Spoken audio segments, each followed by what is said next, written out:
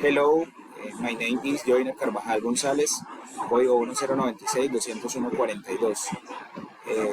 It is presentation. Lack of training, not having information that serves as reference on patents, license, or technology transfer agreements similar to the TOWS values. Causes. Lack of the education and capacitation on the evaluation methods. And lead investment in the field of technology evaluation and development.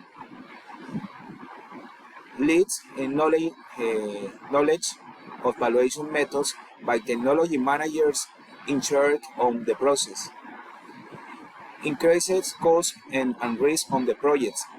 Incomplete in documentation.